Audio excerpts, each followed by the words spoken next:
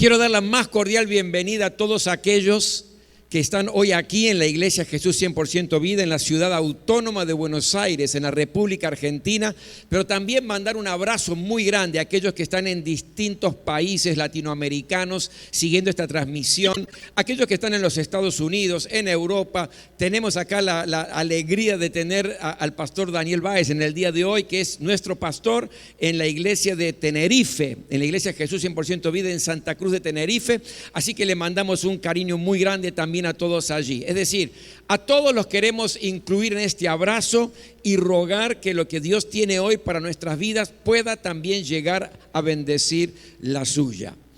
Y hoy quiero compartir una palabra de enseñanza con la iglesia y quiero que esté muy atento a lo que Dios tiene para decirnos. ¿Cuántas veces usted se ha preguntado por qué si yo tengo una promesa de parte de Dios que se ha arraigado en mi corazón, que está dominando mi mente, que sé que esa promesa es para mí en diferentes áreas? Puede ser en lo personal, una promesa en la familia, una promesa en su economía. Vaya a saber, cada uno tiene diferentes promesas de parte del Señor, ¿verdad? Pero la pregunta que nos hacemos es: ¿por qué si yo tengo esa promesa no la estoy disfrutando? ¿Por qué no está llegando a mi realidad? ¿Qué está pasando? ¿Acaso Dios se distrajo? ¿Dios se está demorando? ¿O hay algo en que yo debo orientar o reorientar y modificar para que nada impida disfrutar la promesa de Dios? Yo quiero invitarte a abrir la Biblia en el libro de Deuteronomio capítulo 1. Deuteronomio capítulo 1. Y voy a leer a partir del versículo 21 en adelante. Deuteronomio capítulo 1, versículo 21 en adelante. Dice así la palabra de Dios, presten mucha atención. Miren, el Señor su Dios les ha entregado la tierra. Acá hay una promesa de parte de Dios. Dios dice: les ha entregado la tierra. Vayan y tomen posesión de ella, como les dijo el Señor, el Dios de sus antepasados. No tengan miedo, ni se desanimen. Pero todos ustedes vinieron a decirme: enviemos antes a alguno de los nuestros para que exploren la tierra y nos traigan un informe de la ruta que debemos seguir y de las ciudades en las que podremos entrar. Su propuesta me pareció buena, así que escogí a 12 de ustedes, uno por cada tribu.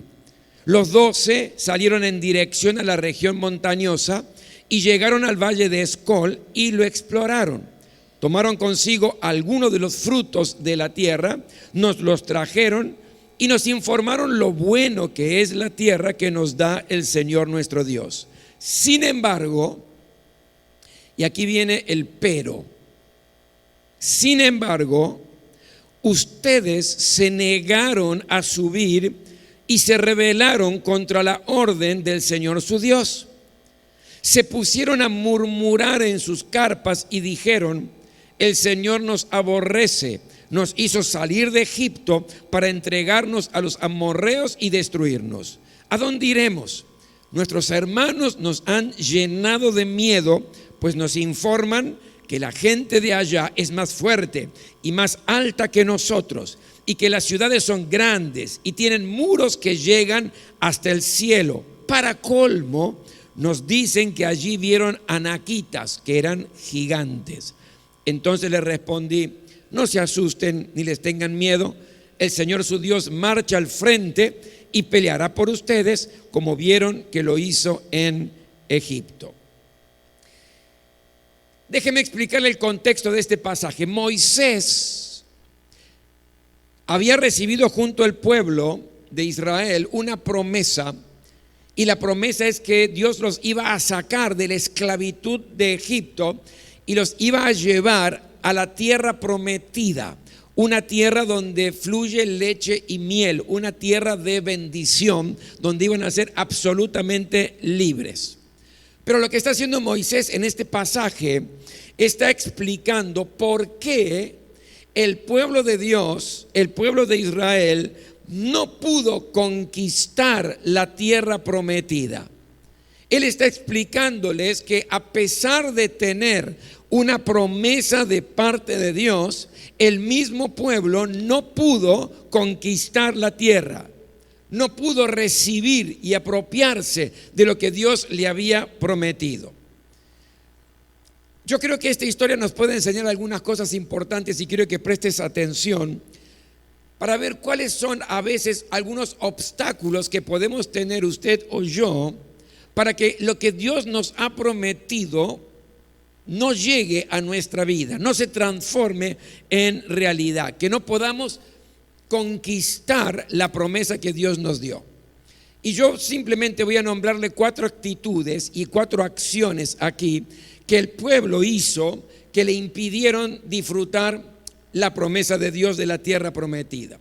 Lo primero que veo aquí, la primera actitud, hubo una falta de disposición, una falta de determinación. Fíjense lo que dice, versículo 26, la primera parte.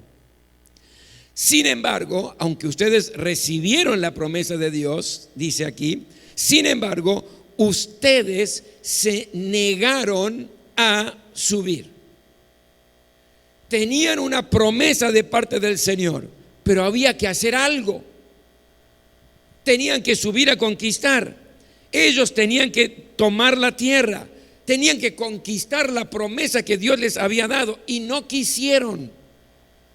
Es decir, hubo una falta de disposición, una falta de determinación.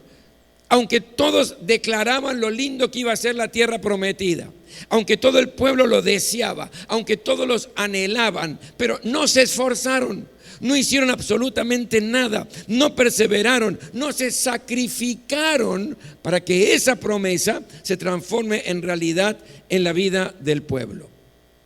Mi querido, mi querida, ¿has recibido alguna promesa de parte del Señor? Quizás en el área personal. Qué bueno, qué maravilla eso. ¿Recibiste promesa de parte de Dios para tu familia? ¿Recibiste alguna promesa de parte del Señor en tu economía en un tiempo de crisis, pero hay promesa de parte del Señor para vos?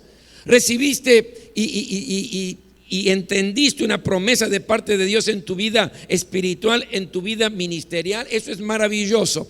Cada uno de nosotros seguramente tenemos promesa de parte de Dios, pero quiero decirte algo, hay que trabajar para conquistar esos sueños, hay que trabajar, hay que hacer algo, no podemos quedarnos de brazos cruzados.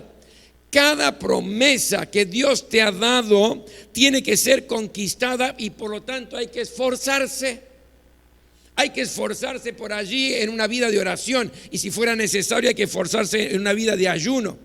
Hay que esforzarse en vivir una vida conforme a la voluntad de Dios, es decir, una vida agradable al Señor. Hay que esforzarse en perseverar a pesar de las dificultades cuando estamos en medio de la conquista.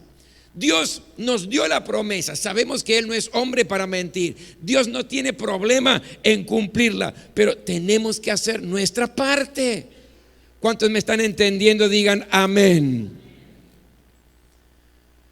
Hubo un momento que el pueblo estaba allí en el desierto y estaban protestando con Dios porque tenían hambre y querían pan. Y Dios dijo, yo les prometo, les voy a mandar maná del cielo, que es el pan del cielo. Y Dios, como es omnipotente, todopoderoso, tranquilamente podía decirle al pueblo, bueno, todos los mediodías y todas las cenas, quiero que cada uno se siente en su silla delante de su mesa, ponga su plato vacío y yo voy a hacer que el maná descienda en el plato y ustedes lo único que tienen que hacer es tomarlo y masticarlo y tragarlo. ¿Podría haberlo hecho, sí o no? Sí, Él es todopoderoso, Él es omnipotente y lo podría haber hecho. Pero Dios le dio la promesa del maná y les dijo, les voy a mandar maná, pero el maná va a caer fuera del campamento. Si ustedes quieren comer el maná del cielo, tienen que ir y buscar el maná cada día, traerlo a su carpa con su familia y comerlo. Había que hacer algo.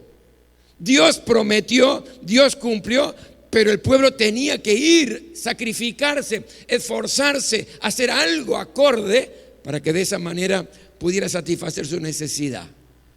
Había algunos que eran medio pícaros, ¿vio? que iban y decían: yo voy a juntar para la semana, para que no tengan que venir todos los días, no quiero tanto sacrificio. Y juntaban para la semana y traían. Lo cierto es que ese día comían y al día siguiente, cuando abrían el baúl, estaba podrido. Porque eso tampoco sirve. El sacrificio, el esfuerzo. Mi querido, quiero ser bien concreto en esto. Dios te ha prometido restaurar tu familia. Gloria a Dios por eso, pero tenés que cambiar de actitud. Pero tenés que intentar ser mejor esposo o mejor esposa. Tenés que intentar ser mejor padre o mejor hijo. No alcanza con que Dios te haya prometido restaurar la familia. Hay que hacer algo. Dios te ha prometido que vas a prosperar en medio de la crisis económica. Buenísimo, pero hay que esforzarse para ser un mejor empleado o un mejor empresario, capacitándose. Hay que hacer las cosas conforme a lo que la palabra me enseña, de traer los diezmos y las ofrendas a la casa del Señor, para que se cumpla esa promesa en mi vida. Dios te ha prometido que este será tu mejor año con relación a tu vida espiritual y tu relación con Dios. Qué fenomenal promesa, pero tenés que hacer algo, tenés que esforzarte, cultivar tu devocional diariamente, buscar intimidad con Dios todos los días, servir al Señor con tus dones y con tus fuerzas, no dejar de congregarse. Es decir, hay que hacer algo cuando recibimos promesa de parte del Señor. El pueblo no fue y no recibió la promesa de la tierra prometida porque no quisieron, no hicieron nada, no quisieron subir, no se quisieron mover. Y a veces, ¿sabe?, no conquistamos las promesas de Dios porque aunque las deseamos, no hacemos nada para lograrla. Lo primero que yo veo aquí entonces, qué importante es para que la promesa de Dios se transforme en realidad en mi vida, actuar juntamente con Dios, la promesa de Él y mi parte para transformar eso en realidad. La segunda actitud que yo veo aquí negativa que tuvo el pueblo, que le impidió disfrutar esa promesa, fue la rebeldía. Fíjese en el versículo 26, en la segunda parte dice: y se rebelaron contra la orden del Señor su Dios. Se rebelaron. Rebeldía. ¿Sabe qué es la rebeldía? Déjeme decirle lo que dice el diccionario. La rebeldía es un tipo de comportamiento humano caracterizado por la resistencia o el desafío a la autoridad, la desobediencia de una orden o el incumplimiento de una obligación. La rebeldía siempre desemboca en desobediencia. Y esa desobediencia trae consecuencias. Voy a repetir. Todo acto de rebeldía siempre desemboca en desobediencia y esto trae consecuencia. En el ámbito de lo celestial, la primera rebeldía fue la de Lucifer, el brillante, el ángel de luz, el portador de luz, el ángel más cercano a Dios, algunos hasta diría el preferido de Dios, que quiso asemejarse a Dios y se rebeló contra la autoridad misma de Dios. ¿Cuál fue la consecuencia? Fue echado de la misma presencia de Dios juntamente con un tercio de los ángeles que eran sus seguidores.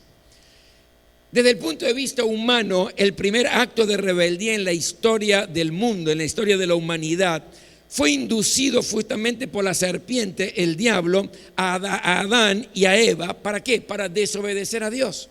Dios había dicho lo siguiente: pueden comer de cualquier árbol que está aquí en el Edén, pero solamente del árbol de la ciencia del bien y del mal no deberán comer.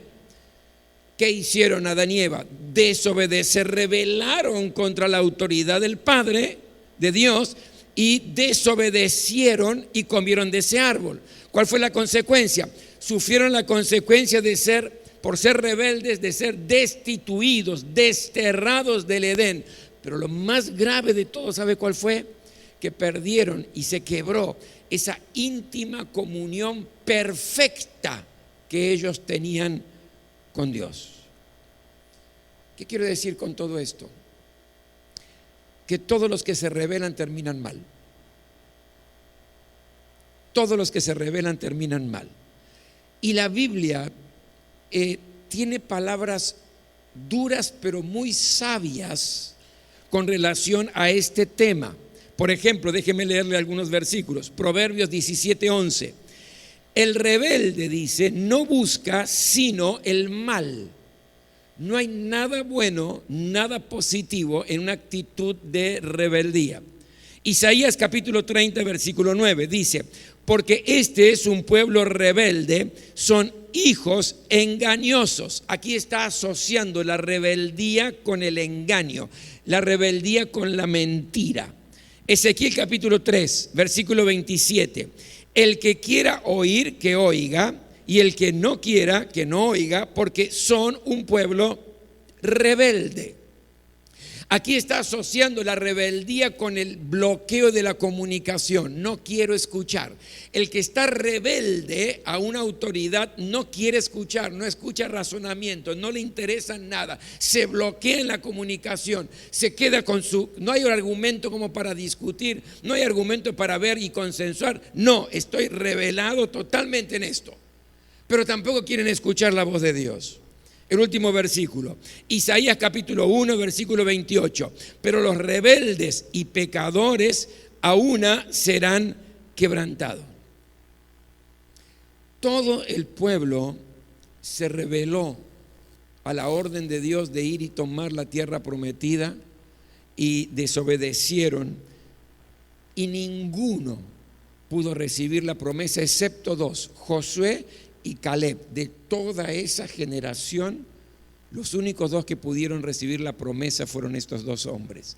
El resto pereció sin poder disfrutar la promesa del Señor. Por eso, si nos rebelamos y no honramos a nuestro padre y a nuestra madre, perdemos la bendición de vivir largos días, ¿sabía? Si nos rebelamos y no somos honestos al Señor con nuestros diezmos y ofrendas, perdemos la bendición de la prosperidad. Si nos rebelamos y perjudicamos nuestro cuerpo con drogas, con vicios, con prostitución, con abusos, con descuido, nos autodestruimos, es consecuencia. Si nos rebelamos y no perdonamos como nos enseña el Señor, vivimos una vida amargada, triste, decadente. La rebeldía que produce desobediencia obstaculiza el cumplimiento de la promesa de Dios sobre nuestra vida. Pero sabe, alguien pagó un precio por nuestras rebeliones: Jesús, en la cruz del Calvario. Cuando Él derramó su sangre, fue también para quitar todas nuestras rebeliones, todas nuestras rebeldías del corazón y de la mente, para que podamos disfrutar toda promesa de Dios sobre nuestras vidas. La tercera actitud que yo veo aquí en el pueblo que les hizo perder esta gran bendición fue la murmuración.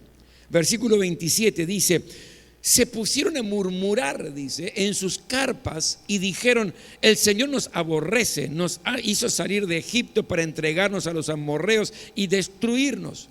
¿Qué es la murmuración? De nuevo diccionario: comentario que se hace de una persona que no está presente, tratando de que ésta no se entere, con la finalidad de hacerle daño o de molestarla. ¿Se le pasó por la mente a alguien? Varios, ¿no?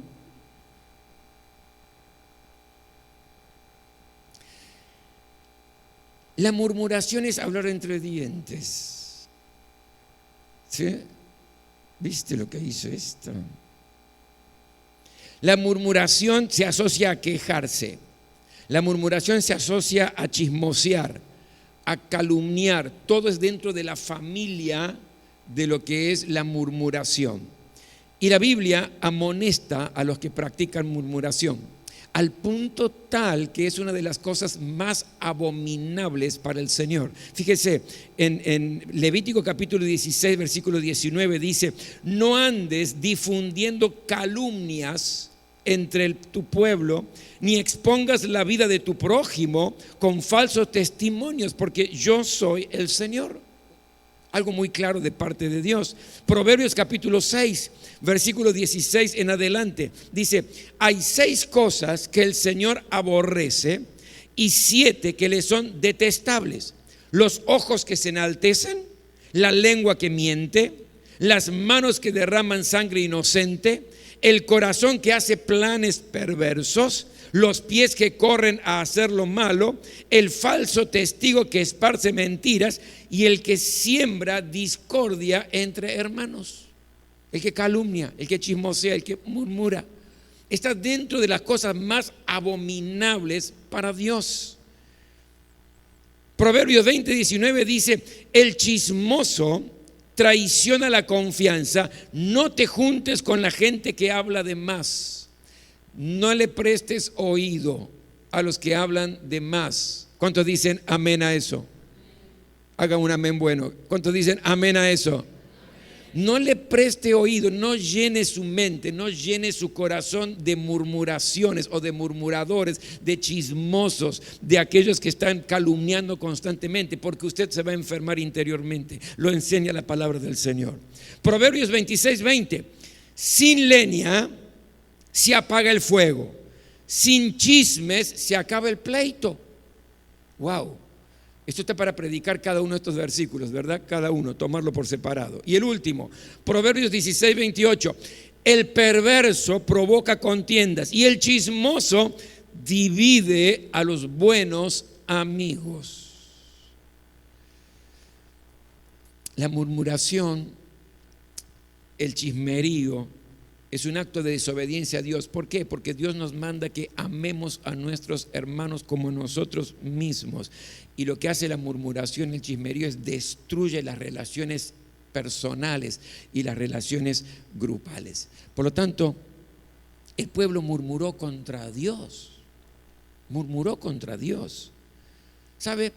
El lenguaje de alguien que va a conquistar promesas de parte de Dios no es la murmuración, no es el chusmerío, no es la calumnia. El lenguaje es la gratitud, el lenguaje es la alabanza, el lenguaje son palabras que edifican, palabras que orientan, que ayudan, que bendicen al otro. El que va a ser un conquistador de promesas no anda metido en la murmuración, no anda metido en la calumnia, sino todo lo contrario. Cada vez que abre la boca es para bendecir y alegrar el corazón de aquellos que le rodean. Filipenses 2:14 dice: háganlo todo sin murmuración ni discusiones. Y por último, 1 Corintios 10:10: ni murmuren contra Dios, como lo hicieron algunos y sucumbieron a manos del ángel destructor. Por lo tanto, tenemos que aprender de los errores de otros, ¿verdad?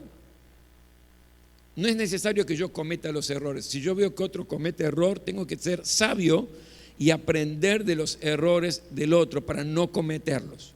El pueblo de Dios aquí cometió errores tremendos que les privaron de recibir una gran, pero gran promesa por las cuales ellos oraban, clamaban, esperaron años y se la perdieron. Se la perdieron porque murmuraron, se la perdieron porque se rebelaron, se la perdieron porque no quisieron hacer absolutamente nada. Y por último, la cuarta actitud que tuvieron fue miedo. Miedo. Versículo 28. Nuestros hermanos nos han llenado de miedo, pues nos informan que la gente de allá es más fuerte y más alta que nosotros, y que las ciudades son grandes y tienen muros que llegan hasta el cielo. Para colmo nos dicen que allí vieron anaquitas, que eran los gigantes. Miedo, tenían miedo. Por eso es que Moisés le dice al principio: no tengan miedo, Dios va a pelear por ustedes, Dios va a estar delante de ustedes. Pero ellos se llenaron de miedo.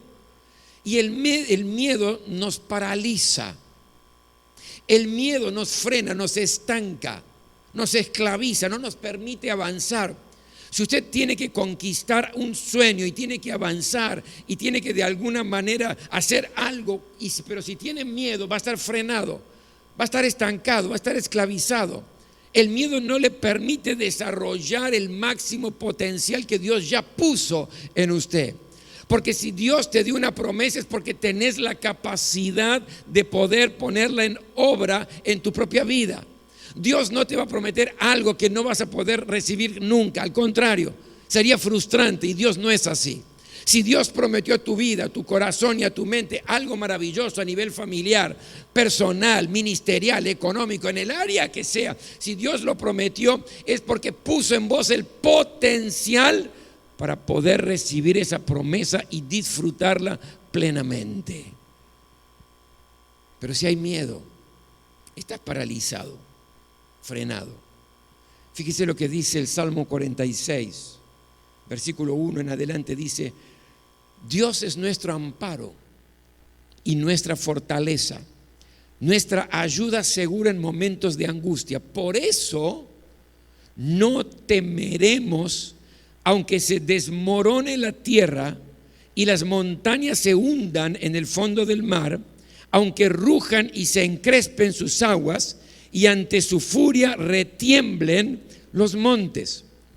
Y este versículo que acabo de leer describe situaciones, metafóricamente, situaciones difíciles que nosotros podemos estar atravesando, porque dice: aunque no voy a temer, aunque se desmorone la tierra.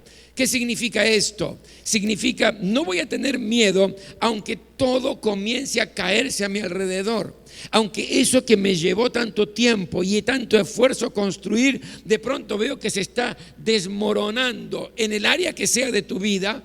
Igual no voy a tener miedo, aunque las montañas se hundan en el fondo del mar. ¿Qué significa esto? Cuando sentimos que nos estamos ahogando, quizás por deudas, por enfermedades que en lugar de mejorar empeoran cada vez más, no voy a tener miedo. Y una frase más: aunque rujan, dice, y se encrespen sus aguas y ante su furia retiemblen los montes. Estas son cosas sólidas en nuestra vida, montes que son sólidos en nuestra vida, que se ven atacadas por situaciones como para destruirlo, que puede ser a nivel familiar, a nivel trabajo, situaciones que estaban bien sólidas, la relación entre esposo, esposa, padres, con hijos, una pinturita, todo genial, y de pronto parece que esto que era un monte sólido, bien parado, que no tiemble, de pronto se ve amenazado por un terremoto.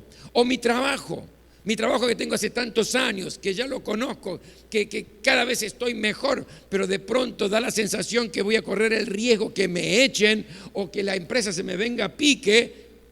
No tengo miedo. No tengo miedo. ¿Me sigue, verdad? No tengo miedo. Porque, ¿qué hago frente a todas esas experiencias? No tener miedo. ¿Pero por qué no tener miedo, pastor? Porque Dios es nuestro amparo, dice el pasaje. Es nuestra protección. Porque Dios es nuestra defensa, porque Dios no va a permitir que se desmorone nada en tu vida, porque Dios no va a permitir que te asfixies, porque Dios no va a permitir que esto que era sólido quede quebrado y destruido, porque Dios es nuestra fortaleza, dice el pasaje. Esto significa, es aquel que nos da la fuerza para enfrentar las dificultades y vencerlas en el nombre del Señor. El miedo denota falta de confianza para con Dios. Por eso el salmista dice: en el día que temo, yo en ti, Señor, confío. Yo en ti confío. Por lo tanto, note esto: 4 actitudes negativas que tuvo el pueblo trajeron consecuencias terribles. ¿Pero por qué? Simplemente porque no les permitieron disfrutar las promesas de Dios sobre su vida. Promesas que ellos anhelaban, de una tierra de libertad, que oraban, que clamaban, que deseaban con todo el corazón. Promesas que eran la alegría de su existir, y no lo pudieron disfrutar por nada más y nada menos que estas 4 cosas. Por eso yo les decía recién: aprendamos de los errores de otros para no cometerlos. Porque usted que ha recibido promesa de parte de Dios, usted que sabe lo que es un Dios bueno, amoroso, maravilloso, y que le ha dado una promesa tremenda, usted, mi querido, en el nombre del Señor, sea libre de falta de determinación, de decisión, de hacer algo. Quite todo tipo de rebeldía, si la situación difícil que le toca vivir lo está revelando, quítela. No murmure, tenga siempre esa palabra de edificación, de bendición, esa palabra que siempre hace bien. Y no tenga miedo. Dios está con usted. Él es su fortaleza. Dependa de Él. Confíe en el Señor. Y cada promesa que Dios le ha dado se cumplirá. Aunque hace mucho tiempo, pastor, hace mucho tiempo que tengo esta promesa y no pasa nada. Confíe, tarde o temprano, la promesa de Dios se cumplirá, porque Él no es hombre para mentir, dice la Biblia. Y lo que Él dice es sí y amén.